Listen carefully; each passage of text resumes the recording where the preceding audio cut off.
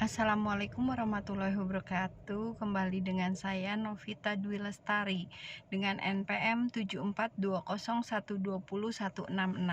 Hari ini saya akan mencoba untuk mereview mata kuliah hukum pidana di pertemuan ke-9 dengan dosen Ibu Profesor Dr. Hajah Heni Nuraini SHMH dengan asisten dosennya Bapak Emrendi Aridayandi SHMH.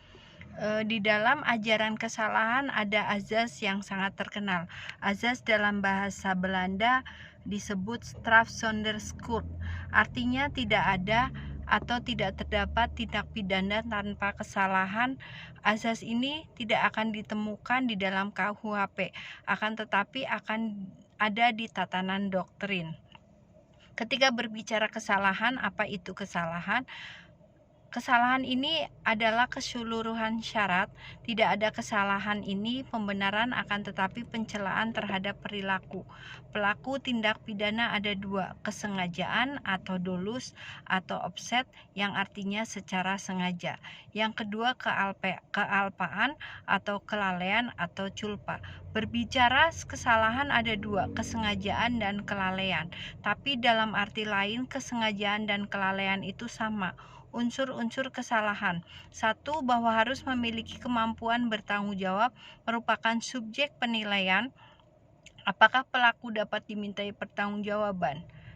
Hal yang harus dipelajari dalam hukum pidana hanya 3. 1. Pelaku pidana. 2. Perbuatan pidana. 3. Pertanggungjawaban pidana.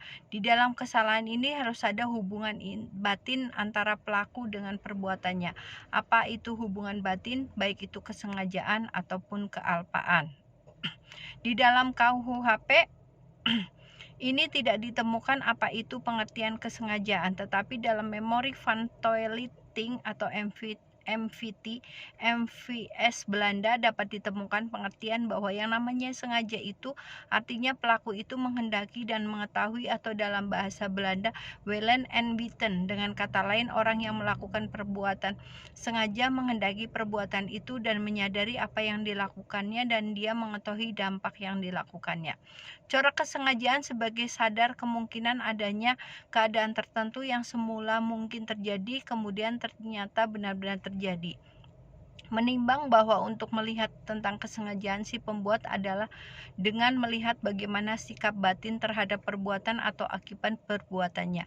Karena kesengajaan dipandang sebagai sikap batin si pembuat terhadap perbuatannya, bahwa orang tidak dapat secara pasti mengetahui bagaimana batin orang lain, lebih-lebih bagaimana keadaan batinnya pada waktu orang itu berbuat. Atas dasar itu, untuk mewujudkan atau membuktikan kehendak itu harus berbicara teori mau tidak mau.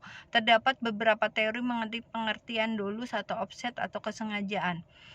Satu, teori pengetahuan atau membayangkan. Teori ini menyatakan bahwa sengaja itu ada apabila suatu akibat yang ditimbulkan suatu perbuatan, sekalipun akibat tersebut tidak dikehendaki namun patut diduga atau dapat dibayangkan, dapat atau mungkin terjadi. Yang kedua, teori kehendak. Teori ini menyatakan bahwa sengaja adalah kehendak melakukan suatu perbuatan dan kehendak menimbulkan suatu akibat tertentu dari perbuatan itu. Dalam hal ini akibat memang dikehendaki dan benar-benar merupakan maksud dari perbuatan yang dilakukan tersebut. Dengan kata lain, kesengajaan pelaku ditujukan kepada perbuatan dan akibat dari perbuatan itu. Kemudian kesengajaan ini kalau dilihat dari bentuk atau coraknya dalam teori ada 3. 1. Sengaja dengan maksud atau tujuan atau offset as sommer atau dolus dilectus, atau sengaja untuk satu tujuan untuk kesengajaan paling sederhana. Tujuannya yang kedua, kesengajaan keharusan, yaitu satu kesengajaan yang memang dituju oleh pelaku tetapi sebetulnya pelaku itu tidak menghendaki. Yang ketiga, kesengajaan dengan segala kemungkinan atau kesengajaan bersyarat atau dolus eventualis yang semula terjadi tapi benar-benar terjadi. Itu saja ya, yang bisa saya sampaikan di review mata kuliah hukum pidana di pertemuan ke-9. Apabila banyak kesalahan, mohon maaf yang sebesar-besarnya. Wabillahi taufik wal hidayah. Wassalamualaikum warahmatullahi wabarakatuh.